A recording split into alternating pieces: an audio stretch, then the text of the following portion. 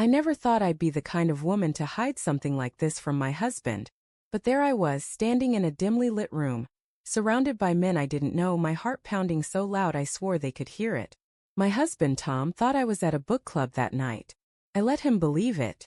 I let him kiss my cheek and say, "Have fun, Sarah," as I walked out the door. I didn't mean for it to go this far. But that night changed everything. Tom and I had been married for 7 years. We met in college, back when I was a shy girl who hid behind oversized sweaters, and he was the charming guy who could make anyone laugh. He'd bring me coffee during late-night study sessions, and I'd tease him about his terrible taste in music. We were happy then, building a life together in a small house with creaky floors and a backyard we dreamed of turning into a garden someday. He was my safe place, the one person I could always lean on. But over time things shifted. Not in a loud, crashing way, but quietly, like a slow leak you don't notice until the room's flooded. Work got busier for both of us. Tom started staying late at the office, coming home with tired eyes and short answers. I'd try to talk, but he'd just nod and say, "I'm fine, just stressed." I missed him, missed us. I started feeling like a ghost in my own home, floating through routines without really being seen. I'd catch myself staring at him across the dinner table, wondering when we stopped talking about anything that mattered. That's when I met Claire. She was new at my office, all sharp wit and easy smiles. We clicked instantly, sharing coffee breaks and venting about life. One day she mentioned a girls' night she was going to, a secret party invitationally, thrown by some friend of a friend. "It's not what you think," she said, her eyes glinting with mischief. "It's just different. You should come." I laughed it off at first. I wasn't the party type, but the idea of something new, something alive, stuck with me. I was so tired of feeling invisible. I told Tom I was joining a book club. It was an easy lie, one that didn't make him blink. "Sounds nice," he said, barely looking up from his phone. So I went. The first night was tame. Just a small group of women, laughing over wine in a cozy loft. But Claire kept inviting me back, and each time the crowd was different. More men started showing up. Well-dressed, confident, the kind who looked at you like they saw you.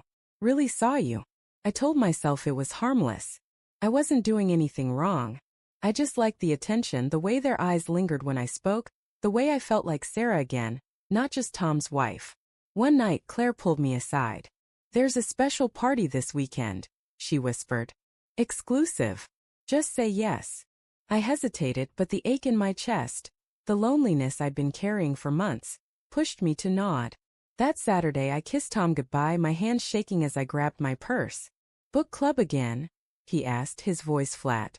"Yeah," I said, avoiding his eyes. I hated how easy it was to lie. The party was in a penthouse downtown. All glass walls and soft lights. The air buzzed with energy, and the room was filled with men, older, younger, all polished and charming. No other women, just me and Claire. My stomach twisted, but she squeezed my hand. "Relax," she said. "It's just fun." I sipped my drink, trying to calm my nerves.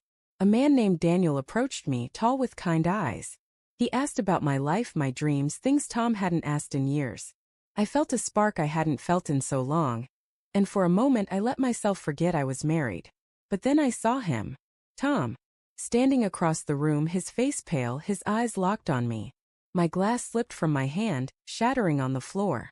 The room went quiet, and I felt every stare like a weight. "Sarah." His voice was low, trembling. I couldn't move. Couldn't breathe. "What are you doing here?" he asked, stepping closer. I opened my mouth, but no words came. How could I explain? How could I tell him I'd been lying for weeks, chasing something I couldn't even name? "Tom," my voice cracked. He shook his head, his eyes wet with hurt. "You lied to me," he said, so softly it cut deeper than any shout. "You lied, and you're here with—" He gestured at the room, at the men watching us like we were a show. "Is this what you want?" I wanted to scream that it wasn't, that I was just lost, that I still loved him. But the words stuck in my throat. He turned and walked out, the door clicking shut behind him. I don't remember leaving the party. I don't remember driving home. But I remember walking into our house, the silence so heavy it felt like it could crush me. Tom was on the couch, his head in his hands. "Why?" he asked, not looking at me. I sank to the floor, tears streaming down my face. I told him everything. How lonely I'd been, how I missed him, how I didn't know how to reach him anymore. He listened, his face unreadable. When I finished, he looked at me, and for the first time in years I saw him. Really saw him. The pain in his eyes mirrored mine. I've been distant, he said finally, his voice raw. I know I have. Work stress. I let it pull me away. But I never thought. He stopped, swallowing hard. I never thought you'd turn to this. We sat there, the space between us filled with all the things we hadn't said for years.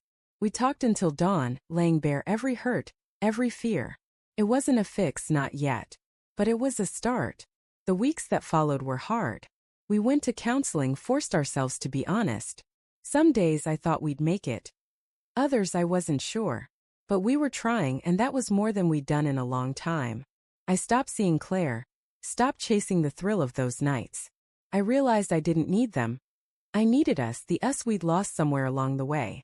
That night broke us open, exposed every crack in our marriage. But sometimes you have to break to rebuild. I don't know if we'll ever be what we were, but I know I'll never lie to him again. And I hope in time he'll trust me again too. If you've listened all the way till now, thank you. It means the world to share this with you. Your support keeps these stories alive, and I'm so grateful for that.